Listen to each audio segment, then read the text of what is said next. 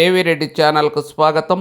అన్నమయ్య జిల్లా రాయచోటి పట్టణంలో కురిసిన భారీ వర్షాలకు పట్టణంలోని మురికి కాలువలు పొంగి ప్రవహించడంతో నలుగురు కొట్టుకుపోయి వారి ప్రాణాలు గాల్లో కలిసిపోయాయి.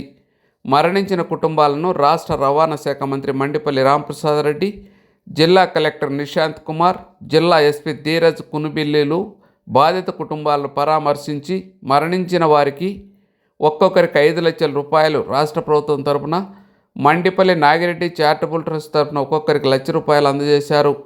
అనంతరం డ్రైనేజ్ కాలువలు, మురికి కాలువలను వారు పరిశీలించారు.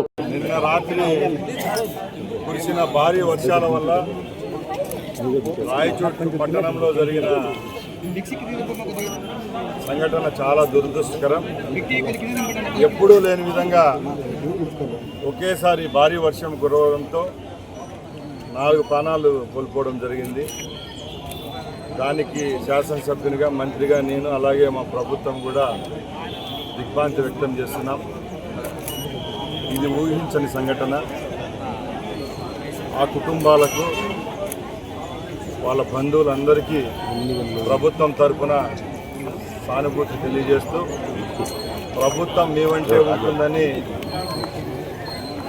మేము చెప్తున్నాం.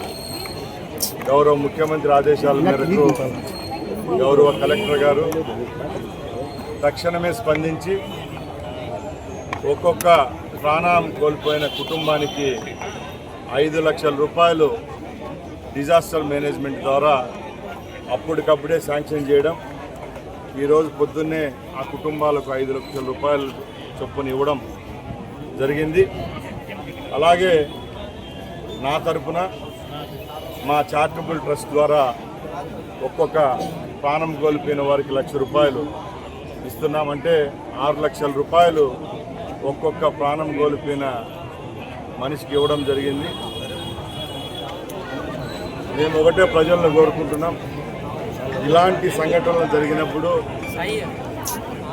వర్షాలు పడినప్పుడు కానీ, ఇలాంటి ప్రకృతి వైపరీత్యాలు వచ్చినప్పుడు అందరూ జాగ్రత్తగా ఉండాలి. అక్కడికి నిన్న ఊహించని విధంగా గత 20-30 సంవత్సరాలుగా ఎప్పుడూ లేని విధంగా వర్షం కురవడం,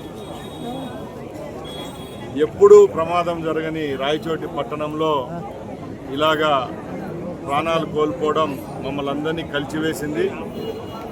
మరొకసారి చెప్తున్నాం, ప్రభుత్వం ద్వారా, మా ద్వారా ఆ కుటుంబాలకు ఎప్పటికీ చేదోడుగా వాదోడుగా ఉంటామని తెలియజేసుకుంటూ, రేపు రాబోయే కాలంలో కూడా ఇలాంటి బ్లాక్ స్పాట్స్ ఏమైతే రాయచోటి పట్టణంలో ఉన్నాయో దాని మీద కలెక్టర్ గారు, అలాగే ఎస్పీ గారు, అలాగే నా తరఫున సమీక్షించి రేపు ఇలాంటి కార్యక్రమాలు పునరావృతం కాకుండా చూసుకుంటామని మీ అందరి ముందర తెలియజేసుకుంటూ, మరొకసారి వారికి నా ప్రగాఢ సానుభూతి తెలియజేసుకుంటూ సెలవు తీసుకుంటున్నాను.